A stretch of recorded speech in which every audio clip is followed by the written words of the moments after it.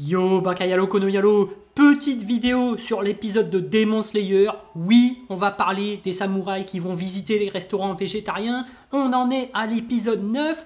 Oui, toi-même tu sais, on est dans le quartier des plaisirs. C'est l'équivalent des restaurants végétariens à Amsterdam des Pays-Bas. Donc, on va parler de restaurants végétariens pour pas se faire démonétiser par YouTube, mais oui. Bon, déjà, c'est qui ce ninja pilier? Qui est Uzui Tengen? Il a essayé d'embaucher des minettes par la force, il leur met des fessées, maintenant il embarque 3 gamins avec lui, on apprend qu'il a 3 femmes. Eh mais ce Uzui Tengen, c'est un ninja pas net. Oui, t'as compris la métaphore. On avait déjà un ermite pas net dans Naruto, maintenant on a un pilier pas net dans Demon Slayer.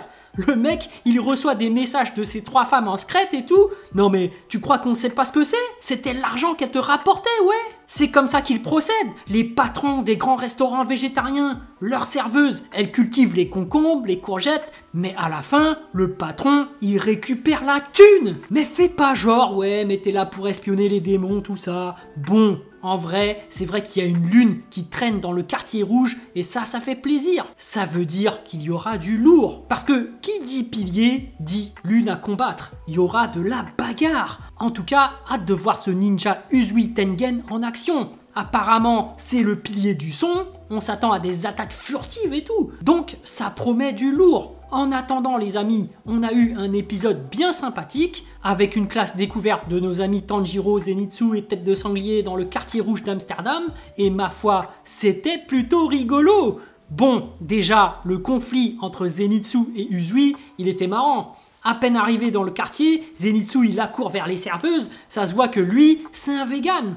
Dès qu'il y a un restaurant végétarien, direct, il va commander là-bas. Par contre, j'ai pas compris cette allusion bizarre. Il y a eu une serveuse qui est arrivée, elle lui a dit « Viens manger mes biscuits ». Mais de quel biscuit elle parle? C'est toi qui vas bouffer de la choupa choups, wesh. Enfin bref, c'était super marrant le conflit entre Uzui et Zenitsu parce que Uzui, il est peut-être pas net, mais il a du succès auprès des femmes. Le mec est habitué au restaurant végétarien. Il a carrément 3 serveuses à son compte. Non mais vous imaginez, le mec a tellement de succès qu'il se dit « Bon allez, moi je partage aux autres. Vous allez cultiver les concombres des autres, moi je récupère que le pognon. » D'ailleurs, Uzui, il a pas le temps. Il est en train de pistonner Tanjiro, Zenitsu et Inosuke.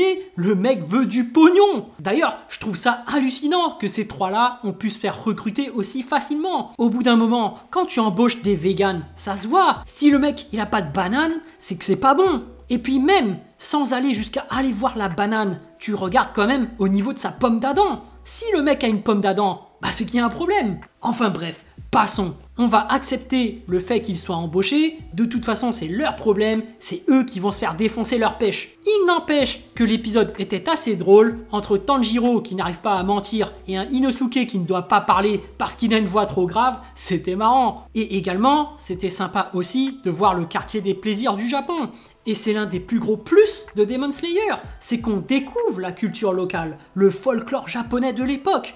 Bon, là, on est plutôt dans la découverte des geishas, et s'il y a bien une remarque à faire, c'est que leur quartier est aussi animé que le quartier rouge d'Amsterdam. La nuit, il y a plein de lumière, il y a plein de touristes, tout ça. Moi, ça m'avait choqué quand j'étais parti aux Pays-Bas pour la première fois. Il y avait des gens qui promenaient leurs gosses là-bas et tout. Hé papa, elle fait quoi la serveuse là-bas à bouffer des carottes? Non mais t'inquiète, elle attend juste sa purée de carottes en pleine face, voilà. Oui, je sais, c'est dégueulasse, faut pas emmener les enfants dans les restaurants végétariens. C'est pas parce que c'est une zone touristique qu'il faut ramener tout le monde. Et le pire, c'est la journée. En tout cas au quartier rouge, c'est là qu'il y a toutes les Fatoumata qui sortent. Enfin bref, la nuit, c'est lumineux, il y a de l'ambiance, il y a même une végane qui marche au ralenti dans la rue, tout le monde qui s'arrête devant. Mais wesh, c'est pas Michael Jackson, c'était pas un moonwalk ce qu'elle a fait. Alors pourquoi vous vous arrêtez tous devant? Obligé, moi je vous dis, cette végane, c'est un démon. C'est un démon, je vous le dis, ça c'est obligé. Bon, sinon, la fin promet du lourd. On voit un démon torturer la végétarienne d'Uzui. On va entrer dans le vif du sujet. Au passage, ils sont dégueulasses, leur maquillage sur Tanjiro, Zenitsu et tout. C'est les pires véganes que j'ai jamais vus. Non, sérieux, s'il y a bien un truc qui m'a choqué dans cet épisode, c'est comment ces putains de carnivores ont pu se faire passer pour des véganes. Enfin bref, je suis super hypé pour la suite, parce que là, ça va commencer à être intéressant. J'ai hâte de voir cette lune en action, parce que même Uzui n'arrive pas à le détecter. Voilà, j'espère que cette vidéo vous a plu. En tout cas, moi, j'ai vraiment envie de savoir ce que vous avez ressenti et j'ai hâte de lire votre message en commentaire. Évidemment, un petit pouce bleu fait toujours plaisir pour un petit artisan comme moi. Et bien sûr, si vous voulez suivre toute l'actu de ma chaîne, abonnez-vous. Sur ce, je vous dis à plus.